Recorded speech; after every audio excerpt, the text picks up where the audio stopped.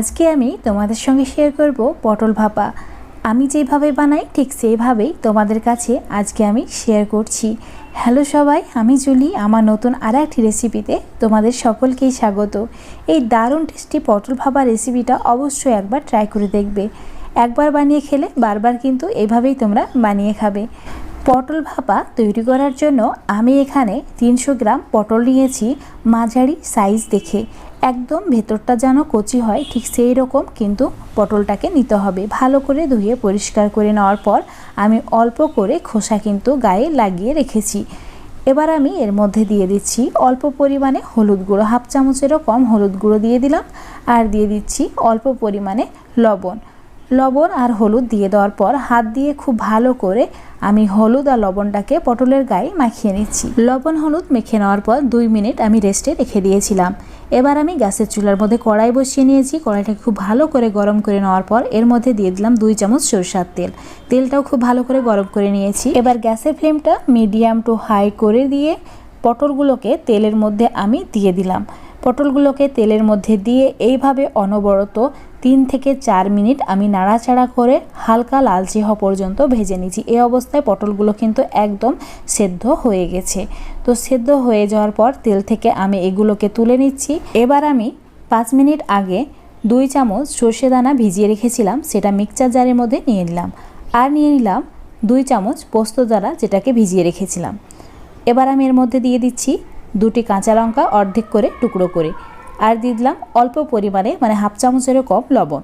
এবার একটা smooth paste আমি বানিয়ে নিয়েছি। দেখতেই পাচ্ছ কতটা স্মুথ বানিয়েছি। এই রেসিপিটার জন্য খুব ভালো করে কিন্তু পেস্টটাকে বানিয়ে নিতে হবে। এবার একটা টিফিন বাটি নিয়ে নিয়েছি। টিফিন বাটির মধ্যে পেস্টটাকে আমি দিয়ে দিচ্ছি। আর দিয়ে দিলাম মিক্সচার জারটাকে ধুয়ে অল্প পরিমাণে পানি। এবার আমি এর মধ্যে দিয়ে দিচ্ছি হাফ চামচেরও কম লবণ, হাফ চামচেরও কম হলুদ গুঁড়ো, লাল লঙ্কার গুঁড়ো আর হাফ চামচ চিনি, অল্প পরিমাণে 1 চামচ সরষের তেল। সমস্ত কিছু খুব ভালো করে আমি মিশিয়ে নিচ্ছি। মেশানো হয়ে গেছে। এবার ভেজে রাখা পটলগুলোকে এই মিশ্রণের মধ্যে আমি দিয়ে দিচ্ছি। সব ভেজে রাখা পটলগুলোকেই কিন্তু এর মধ্যে আমি দিয়ে দিয়েছি। এবার আমি এর মধ্যে দিয়ে দেব 2টি মিডিয়াম সাইজের টমেটোকে বেশ মোটা মোটা টুকরো করে কেটে নিয়ে বেশ গোল সাইজ করে কিন্তু কেটে নিতে হবে। এইভাবে কেটে নেওয়ার পর টিফিন বাটির মধ্যে আমি দিয়ে দিচ্ছি। আর দিয়ে দিচ্ছি 2টি কাঁচা লঙ্কা অর্ধেক করে টুকরো করে দিয়ে দিলাম। আর 2 চামচ মতো সরষের তেল। এখন ঢাকা দিয়ে এটাকে আমি ভাপিয়ে নেব। ভাপিয়ে নেওয়ার জন্য গ্যাসের চুলার মধ্যে একটা কড়াই বসিয়ে নিয়েছি। কড়াইয়ের মধ্যে 1 গ্লাস পানি দিয়ে একটা স্ট্যান্ড বসিয়ে নিলাম। তারপর টিফিন বাটিটা এর মধ্যে বসিয়ে দিয়েছি। এই অবস্থায় গ্যাসের ফ্লেমটা মিডিয়ামে রেখে এটার আমি ঢাকা দিয়ে দিচ্ছি। ঢাকা দিয়ে 15 থেকে 20 মিনিট মতো আমি ভাপ দিয়ে নিয়েছি।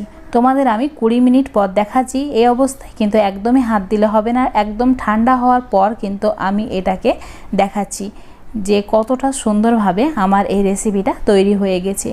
পটল ভাপা রেসিপি তোমরা অনেক খেয়েছো, কিন্তু এইভাবে টমেটো দিয়ে একবার পটল ভাপা রেসিপিটা বানিয়ে দেখো। এর স্বাদ তোমরা কখনোই ভুলতে পারবে না।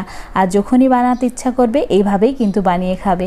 গরম ভাতের সঙ্গে দুর্দান্ত লাগে। অবশ্যই একবার ট্রাই করে দেখবে। রেসিপিটা যদি ভালো লেগে থাকে একটা লাইক করে দেবে। তোমরা যদি আমার এই রেসিপিটা ফেসবুক পেজ থেকে দেখো, পেজটাকে ফলো করে রাখবে। ইউটিউব থেকে দেখলে অবশ্যই চ্যানেলটাকে সাবস্ক্রাইব করে রাখবে। আজ এই পর্যন্ত, আবার তোমাদের সঙ্গে দেখা হবে নতুন কোনো এরকম রেসিপি নিয়ে।